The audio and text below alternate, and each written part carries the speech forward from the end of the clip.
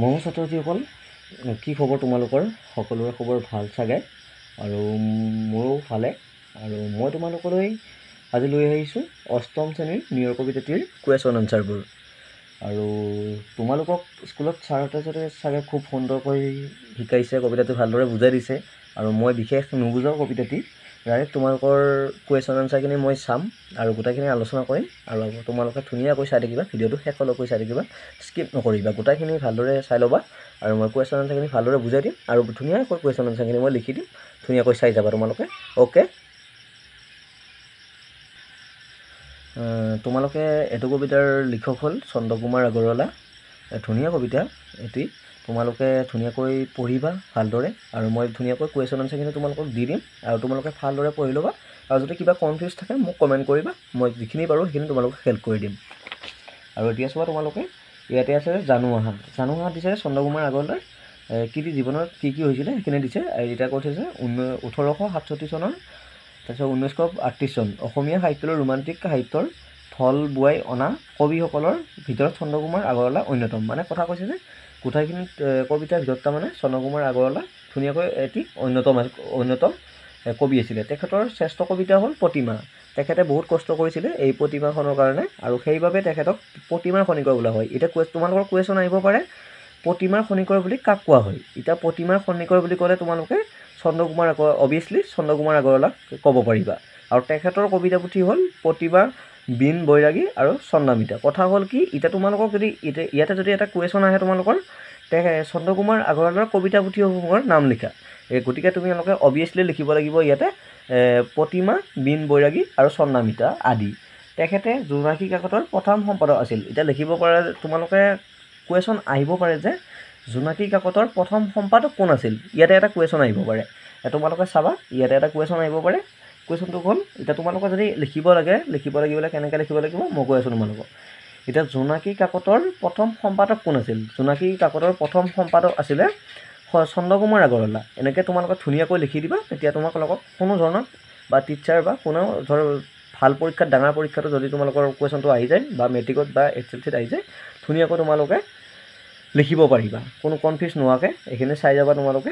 আৰু তেখেতৰ এতিয়া কথা হ'ল কি, 1938 চনত তেখেতৰ দেৱাসান ঘটে আৰু লক্ষ্মীনাথ বেজবৰুৱা, চন্দ্ৰকুমাৰ আগৰৱালা, হেমচন্দ্ৰ গোস্বামী এই তিনিজনক সেই সময়ত অসমীয়া সাহিত্যত চৰ্চা কৰিবলৈ জোনাকী যুগৰ ত্ৰিমূৰ্তি বুলি ক'ব পাৰি। ইয়াতে আৰু এটা কুৱেশ্যন আহি গ'ল। এতিয়া তোমালোকক যদি সোধে এতিয়া জোনাকী যুগৰ ত্ৰিমূৰ্তি বুলি কাক কোৱা হয়, কোন তিনিগৰাকী কবিক কোৱা হয়? এতিয়া তোমালোকে ইয়াতে কুৱেশ্যন আহিব যে এতিয়া জোনাকী যুগৰ ত্ৰিমূৰ্তিৰ কবি বুলি ক'বলৈ গ'লে তোমালোকে চাব পাৰা, এতিয়া লক্ষ্মীনাথ বেজবৰুৱা, এইটো আহিলে লক্ষ্মীনাথ বেজবৰুৱা, চন্দ্ৰকুমাৰ আগৰৱালা আৰু হেমচন্দ্ৰ গোস্বামী। তোমালোকে এইখিনি বুজি পাইছে? আৰু যদি বুজি পোৱা নাই মোক ধুনীয়াকৈ কমেণ্টত ক'বা, মই ধুনীয়াকৈ কমেণ্টত তোমালোকক যিখিনি পাৰোঁ সেইখিনি হেল্প কৰি দিম। আৰু এতিয়া আমি দেৰি নকৰি প্ৰশ্ন উত্তৰকেইটালৈ চাম, ধুনীয়াকৈ হেৰি কৰিবা। অকল তোমালোকৰ এতিয়া এইখিনি কথা মই বুজাই দিলোঁ, যেতিয়া নেকি তোমালোকৰ জানো অহাখিনি। এতিয়া কথা হ'ল কি, কবিতাটো শুদ্ধ আৰু স্পষ্টকৈ পঢ়া আৰু আবৃত্তি কৰা। কবিতাটো যদি তোমালোকে ক'ৰবাত আবৃত্তি কৰিব বিচাৰিব পাৰা, তেতিয়া ভাল এটা হেৰি পাবা। আৰু এতিয়া 2 নম্বৰটো হ'ল যে উত্তৰ দিয়া। এয়া মুকুতা মণিপুৰী বুলি কবিয়ে কিহক বুজাইছে? তোমালোকে প্ৰশ্নখিনি মই বঢ়িয়াকৈ লিখি থৈ দিছোঁ। মই অলৰেডি তোমালোকক যিখিনি বাছি দৰকাৰ সেইখিনি মই বঢ়িয়াকৈ কৰি থৈ দিছোঁ, মই নিজে লিখিবলৈ। আৰু এতিয়া তোমালোকক দেখাই আছোঁ। যদি তোমালোকে ইম্পৰ্টেণ্ট বুলি ভাবা তেতিয়াহ'লে তোমালোকে স্ক্ৰীনশ্বট মাৰি ল'ব পাৰা, নহ'লে ভিডিঅ'টো ছেভ কৰি ৰাখিব পাৰা। গতিকে কথা হ'ল কি, মুকুতা মণিপুৰী বুলি কবিয়ে কিহক বুজাইছে? এতিয়া কথা হ'ল কি, মুকুতা মণিপুৰী বুলি কবিয়ে কিহক বুজাইছে বাৰু? এতিয়া অভিয়াছলি মই এতিয়া এনচাৰটো দি যাম, তোমালোকক শুনি যাবা। এতিয়া মুকুতা মণিপুৰী বুলি কবিয়ে নিয়ৰ টোপালক বুজাইছে। কাৰণ মুকুতা মণিবোৰ ৰাতি ধুনীয়াকৈ নিয়ৰ হৈ, যেতিয়া নেকি আমি খেতি কৰোঁ বা কিবা কৰোঁ তেতিয়া ধুনীয়াকৈ নিয়ৰবোৰ পৰে আৰু সেনেকৈ নিয়ৰৰ টোপালবোৰ আহি পৰে, তেতিয়া কৈছে যে নিয়ৰৰ টোপালক বুজাইছে। এতিয়া দ্বিতীয় প্ৰশ্নটো কি কৈছে, নিয়ৰক কবিয়ে কাৰ লগত তুলনা কৰিছে? এতিয়া কথা হ'ল নিয়ৰ টোপালবোৰক কবিয়ে কাৰ লগত তুলনা কৰিছে? এতিয়া মই এনচাৰটো কৈ থৈছোঁ, তোমালোকে যদি ইম্পৰ্টেণ্ট বুলি ভাবা স্ক্ৰীনশ্বট মাৰি থ'বা, নহ'লে ভিডিঅ'টো ডাউনলোড কৰি থ'বা। কথা হ'ল কি, নিয়ৰক কবিয়ে নিশাৰ তৰা আৰু মুকুতা মণিৰ লগত তুলনা কৰিছে। এতিয়া কথাটো হ'ল কি, নিয়ৰক কবিয়ে মুকুতা মণিৰ লগত আৰু ৰাতি যেনেকৈ আমাৰ আকাশত তৰা ওলায় সেই তৰাবোৰৰ লগত তুলনা কৰিছে।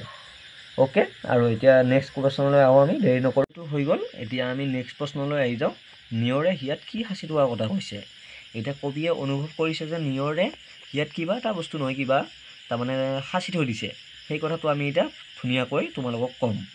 নিয়ৰে নিজম আকাশৰ নিচুক কথাটি হিয়াত সাঁচি থোৱাৰ কথা কৈছে। মানে নিয়ৰে তাৰমানে ধৰ এতিয়া তোমালোকক ক'বলৈ গ'লে এতিয়া কবিয়ে তাৰমানে অনুভৱ কৰিছে যে নিয়ৰে নিজম আকাশৰ নিচুক কথাটি হিয়াত সাঁচি থোৱাৰ কথা কৈছে। অ'কে, এইটো তোমালোকে বুজি পাইছা। এতিয়া নেক্সট কুৱেশ্যনলৈ আহোঁ আমি। ফুলনিত কি ছিগি ৰৈ গ'ল? এতিয়া কবিতাটিত কবিয়ে অনুভৱ কৰিছে যে কাৰোবাৰ ফুলনিত কিবা এটা বস্তু ধুনীয়াকৈ ছিগি ৰৈ গ'ল। এতিয়া আমি এনচাৰটোলৈ আহোঁ। ফুলনিত নিশা নচা নাচনী ডিঙিৰ মণি ছিঙি ৰৈ গ'ল বুলি কৈছে। এতিয়া কবিয়ে অনুভৱ কৰিছে যে নিশা তাত কোনোবা ছোৱালী নাচিছিল বা বঢ়িয়া ধুনীয়া নাচনী এজনী নাচিছিল, তাৰ ডিঙিৰ মালাটো ছিঙি ৰৈ গ'ল। অ'কে, এইটো বুজি পাইছা। এতিয়া কবিয়ে কি সৰি থকাৰ কথা কৈছে? এতিয়া কথা হ'ল কবিয়ে কি সাৰি থকা কথা কৈছে বা কি সৰি থকা কথা কৈছে একে হয়। এতিয়া কথাটো এনচাৰটো হ'ল কবিয়ে নিশাৰ তৰা এটি নিয়ৰ হৈ সৰি থকাৰ কথা কৈছে। কবিয়ে এতিয়া ধৰ আমাৰ যেনেকৈ শেৱালি ফুল ফুলে ধৰ ৰাতি ফুলে, আমি পুৱা ধৰ ধুনীয়াকৈ হেৰি কৰোঁ। এতিয়া গতিকে সেইটো হ'ল এতিয়া আমাৰ ধুনীয়াকৈ শেৱালি ফুলৰ লগত তুলনা কৰাৰ নিচিনা হৈছে কথাটো। কবিয়ে নিশাৰ তৰা এটি নিয়ৰ হৈ সৰি থকাৰ কথা কৈছে। অ'কে, এইটো প্ৰশ্ন তোমালোকে বুজি পাইছা। মৰমৰ ছাত্ৰছাত্ৰীসকল, এতিয়া আমি 3 নম্বৰটো অলপ পিছত দি আছোঁ তোমালোকক। এতিয়া কথা হ'ল কি 4 নম্বৰটো শব্দ সম্ভাৰ আৰু অভিধান চাই তলৰ শব্দবোৰ অৰ্থ লিখা। এতিয়া কথা হ'ল কি মই বৰ ধুনীয়াকৈ এনচাৰবোৰ কৰি আনিছোঁ। ইয়াতে এনচাৰবোৰ কৰা আছে, তোমালোকে চাব পাৰিবা। ইয়াতে কথা হ'ল কি ইয়াতে লিখা আছে যে শব্দ আৰু অৰ্থ। এতিয়া লিখা আছে ফটিক। ফটিক মানে হ'ল স্বচ্ছ বা নিৰ্মল বা পৰিষ্কাৰ। তোমালোকে ভালদৰে চাই লোৱা। তাৰপিছত ইয়াতে আছে শুবে। শুবে মানে হ'ল শুৱনি আৰু শুৱনি কৰি তোলা, মানে যিকোনো বস্তু এটা ধুনীয়াকৈ শুৱনি হৈ যায়, শুৱনি কৰি তোলা বুলি কোৱা হয়। তাৰপিছত ইয়াতে আছে যে কি বুলি কয় হেঙুলি। হেঙুলি মানে হ'ল হেঙুল বৰণীয়া তোমালোকে সেনেকৈ বুজি লোৱা। আৰু নিজম মানে হ'ল নীৰৱ। যেতিয়া নেকি এটা অৱস্থাত ধৰ ধুনীয়াকৈ নীৰৱ হৈ থাকে, সেইখিনি সময়ত নিজম ঠাণ্ডা মুণ্ডা হৈ থাকিলে তাৰপিছত নীৰৱ হৈ থাকে। আৰু তাৰপিছত আহিল নিচুক মানে হ'ল কান্দোনৰ, যেতিয়া নেকি আমাৰ যিকোনো সময়ত ধৰক কান্দোনৰ সময়ত কান্দোন সামৰি স্থিৰ হ'ব দিয়ে আৰু। তাৰপিছত এইটো হৈ গ'ল আমাৰ। তাৰপিছত আহিল আমাৰ কি বুলি কয় 5 নম্বৰটো বাৰু তোমালোকক এতিয়াই লগা হোৱা নাই, লাগিলে মই বাৰু পিছত তোমালোকক কমেণ্ট কৰিবা, মই ধুনীয়াকৈ দি দিম 5 নম্বৰটো। তাৰপিছত এতিয়া হ'ল 6 নম্বৰ পাঠৰ অন্ত মিল থকা শব্দবোৰ লিখা। ইয়াতে ধুনীয়াকৈ দি থৈছে তোমালোকক পাঠৰ হেৰিখিনি চাই লিখিব দিছে যে উদাহৰণ দি থৈছে যে ধোৱা যোৱা। এতিয়া তোমালোকে লিখিব পাৰা যে সাঁচি নাচি, মণি কণী, ভৈ আৰু পাহি। এতিয়া কথা হ'ল কি এইটো শেষ হৈ গ'ল আৰু এইটো তোমালোকে বুজি পাইছে। আৰু যদি বেছিকৈ ইম্পৰ্টেণ্ট বুলি ভাবা তোমালোকে এইকেইটা ধুনীয়াকৈ স্কিপ নকৰাকৈ ভিডিঅ'টো লাষ্টলৈ চাবা আৰু ধুনীয়াকৈ তোমালোকে ভিডিঅ'টো ডাউনলোড কৰি ল'বা, তেতিয়াহ'লে তোমালোকৰ সহজ হ'ব, পটককৈ চাই ল'ব পাৰিবা। আৰু এতিয়া কথা হ'ল কি এয়া 7 নম্বৰটো আহিল উল্লেখিত শব্দবোৰৰ সমাৰ্থক শব্দ লিখা। এতিয়া সমাৰ্থক শব্দ লিখিব দিছে তোমালোকক আছে যি কি টোপনিটো হ'ল বেলি আছে যে বেলি। টোপনি মানে হ'ল যে নিদ্ৰা কুমতি। তাৰপিছত আছে বেলি মানে হ'ল সূৰ্য বা সূৰ্যৰ আন এটা নাম ৰবি। তাৰপিছত তোমালোকে দেখিব পাৰা পানী মানে হ'ল জল নীৰ। এনেকৈ ফুল আছে, ফুলটো পুষ্প কুসুম। নিশা হ'ল ৰাতি ৰজনী। সপোন হ'ল স্বপ্ন। আকাশ হ'ল গগন বা তম্বৰ। আৰু চকুটো হ'ল তোমালোকে সকলোৱে জানে চকুটো নয়ন আৰু নেত্ৰ। এইখিনি ঠিকে আছে।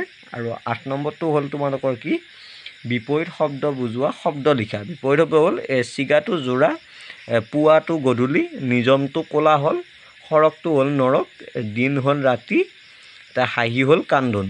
অ'কে, এইখিনি তোমালোকে বুজি পাইছা। ইম্পৰ্টেণ্ট বুলি ভাবিলে তোমালোকে ভিডিঅ'টো ডাউনলোড কৰি ৰাখিবা। আৰু তোমালোকে এতিয়া চোৱা যে 9 নম্বৰটো কি কৰিব দিছে বাক্য ৰচনা কৰিব দিছে। ইয়াতে বহুতকেইটা দি দিছে তোমালোকক, 6টা দিছে।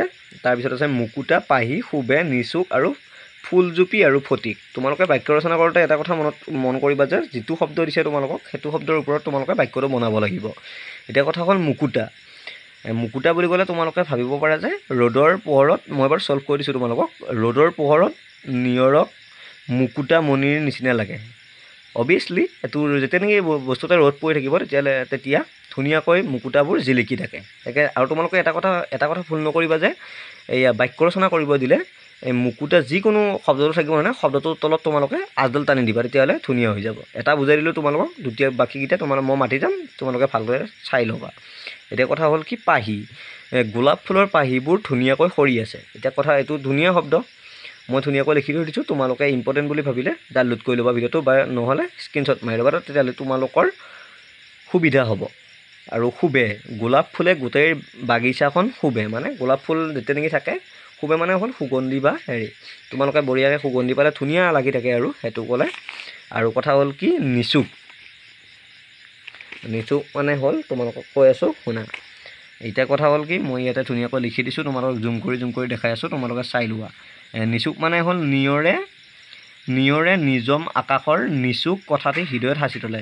কথাটি তোমালোকে কবিতাটি পাইছে নহয়, নিজম আকাশত নিচুক কথাটি হিয়াত সাঁচি থৈছে। এতিয়া কবিয়ে ধুনীয়াকৈ কবিতাটি লিখিছে, আৰু ধুনীয়াকৈ তোমালোকে এইখিনি পঢ়িব লাগে আৰু ভালদৰে পঢ়িবা। আৰু কথাটো হ'ল কি, ফুলজুপি। লাষ্টৰ শব্দটো হ'ল আমাৰ ফুলজুপি। ফুলজুপি মানে হ'ল ধুনীয়াকৈ ফুলজুপি, এতিয়া ইয়াতে মই লিখি থৈছোঁ যে ফুলজুপিত নিয়ৰৰ টোপালত ধুনীয়াকৈ ফুলি আছে। তাৰমানে মঙচাতদি ক'ল, এইটো হ'ল তোমালোকৰ লাষ্টৰখিনি কি আছিলে, ফুলজুপি। ফুলজুপিত নিয়ৰৰ টোপালবোৰ ধুনীয়াকৈ ফুলি আছে। এতিয়া তোমালোকে জানিব লাগিব যে ফুলজুপিত যেতিয়া নেকি পানীৰ প্ৰয়োজন হয়, বা তেতিয়া তোমালোকে ভাবিব লাগিব যে নিয়ৰৰ টোপালবোৰ ধুনীয়াকৈ ফুলি আছে। তাৰমানে নিয়ৰৰ টোপালবোৰ পৰি থকাৰ কাৰণে ফুলজুপি ধুনীয়াকৈ ফুলি আছে। আৰু নেক্সট তোমালোকক দিছে যে ফটিক। ফটিক মানে হ'ল স্বচ্ছ বা নিৰ্মল। তোমালোকে ক'ব লাগিব যে ফটিক নিৰ্মল পানীখিনি খালে তোমালোকৰ দেহৰ ভাল হয়, এনেকুৱা শব্দবোৰ হৈ যায়। আৰু তোমালোকে এইখিনি চাবা ধুনীয়াকৈ। আৰু মই পাৰিলে এই দুটা প্ৰশ্ন তোমালোকক পিছত নেক্সট দি দিম, আৰু লাগিলে তোমালোকে কমেণ্ট কৰিবা। ভিডিঅ'টো ধুনীয়াকৈ শেষলৈ চাই যাবা, আৰু কোনো পধ্যে স্কিপ নকৰিবা। আৰু কিবা লাগিলে তোমালোকক মই বাৰু সদায় আছোঁ তোমালোকৰ কাৰণে, হেল্প কৰি দিম বাৰু।